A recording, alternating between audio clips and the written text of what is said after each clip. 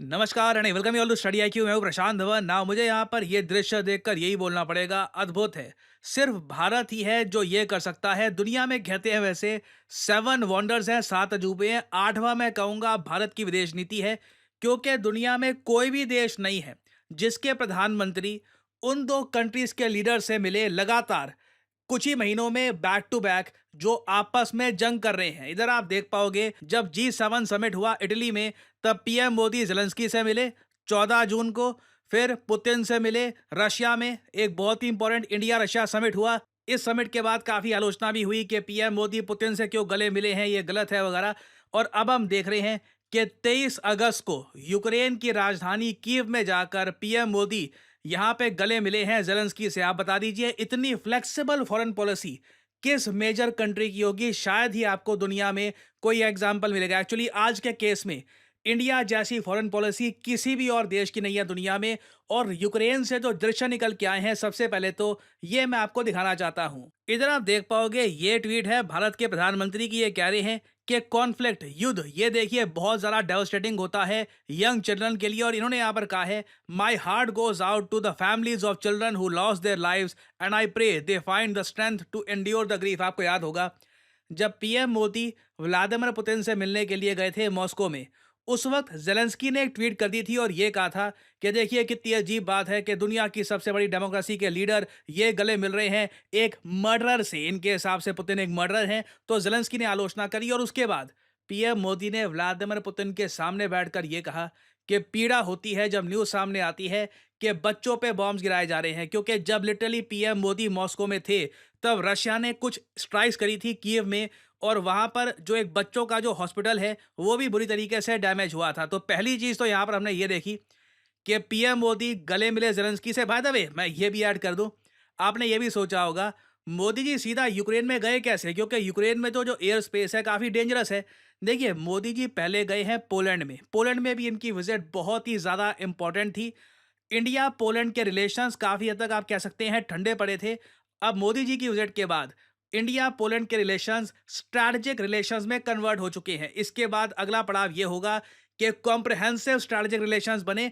उसमें थोड़ा सा टाइम लगेगा, बट ये मैं कहूँगा बहुत ही बड़ी उपलब्धि है कि लंबे समय के बाद इंडिया पोलैंड के रिलेशंस को अब एक दिशा मिली है। तो पोलैंड जब एक बार ये पहुंच गए, तो पोलैंड से इनको जाना था यूक्रेन, क्योंकि पोलैंड यूक्रेन की एक बॉर्डर है।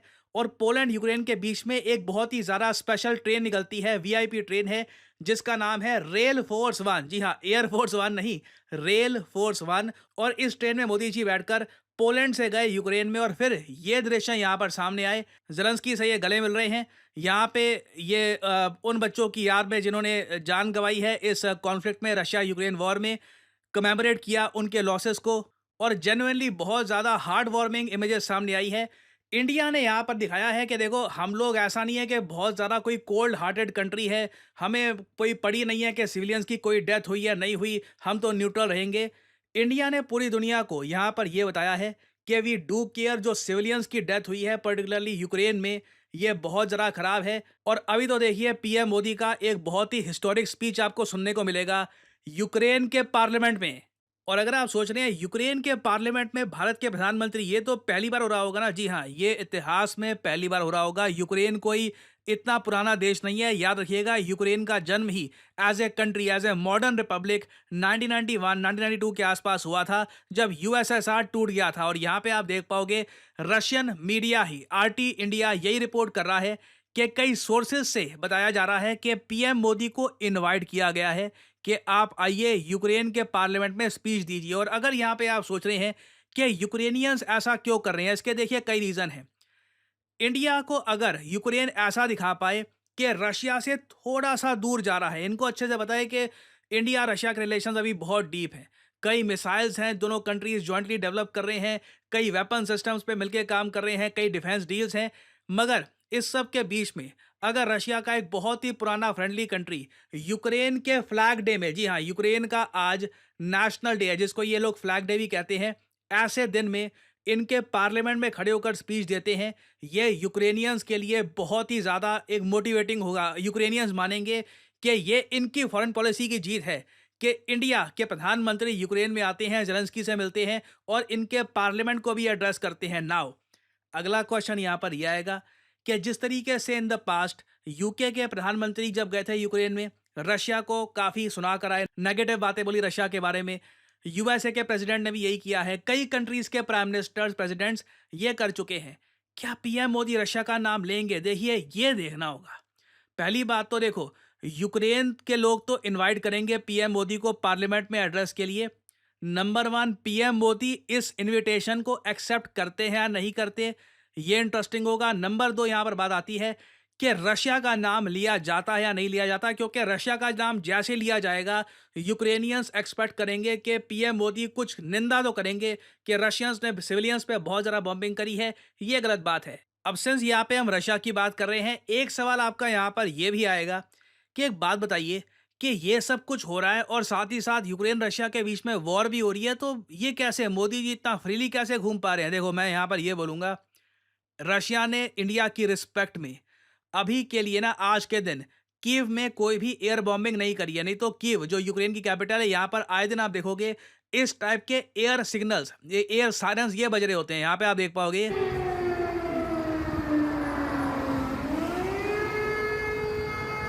जब भी ये सायरन बजते हैं ना, तो लोगों को एक आइडिया लग जाता है कि लग रहा है कि कहीं ना कहीं से रशिया के फाइटर जेट्स आएंगे, कुछ बॉम्बिंग करके जाएंगे, तो लोग छुप जाते हैं।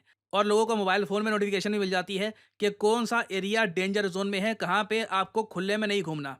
जब से मोदी जी यूक्रेन में गए हैं, एक बार भी ये एयर रेड नहीं हुई, कोई भी सायरन नहीं बजा, मतलब कि रशिया ने भी थोड़ा बहुत अपना हाथ रोक रखा है। रशिया भी अभी के लिए कीव में, एटलीस्ट जो यूक्रेन की राजधानी है कीव, वहां पर कुछ अटैक अभी के लिए नहीं कर रहा। बट यहाँ पे ना एक बात ये भी आती है, ये रशिया ने जो किया यूक्रेन में सिविलियंस पे अटैक करके, गलत था।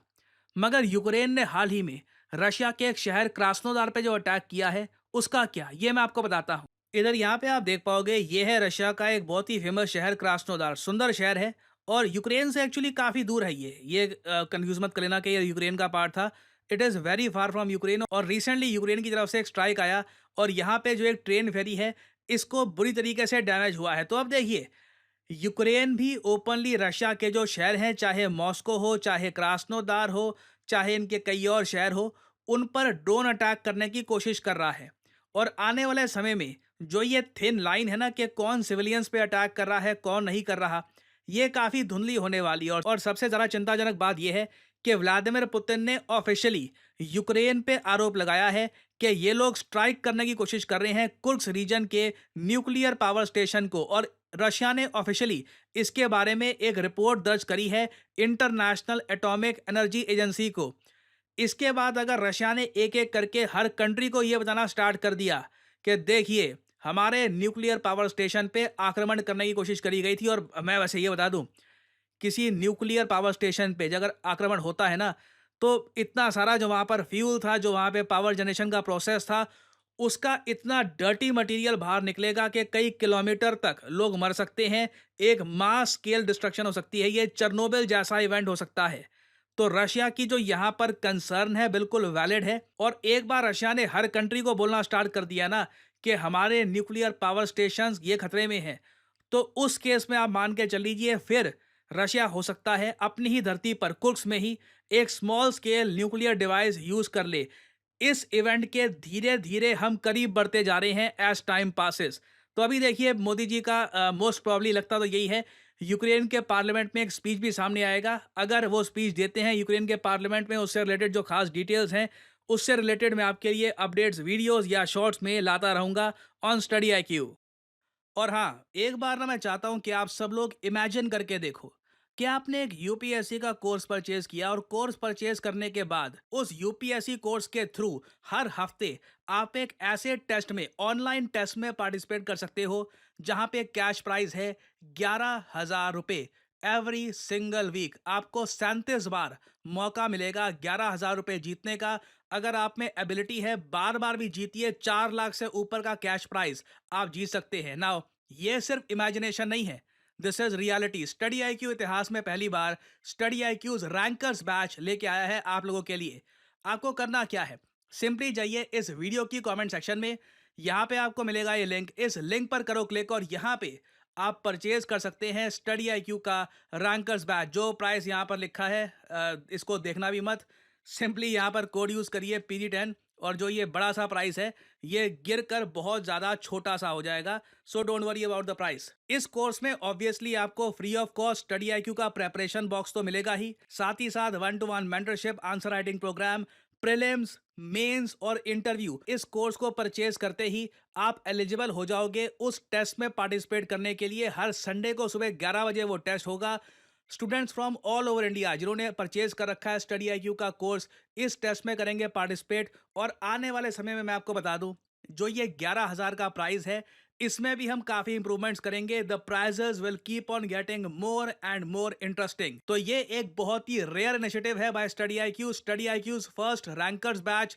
Use the code PD10 to get the maximum discount possible. और याद रखिएगा, ये बैच 31 अगस्त से स्टार्ट हो जाएगा। You have limited time, so invest in your knowledge, invest in your self. और इसी नोट के साथ ये है वीडियो का अंत। Thank you for listening and as always may the gods watch over you.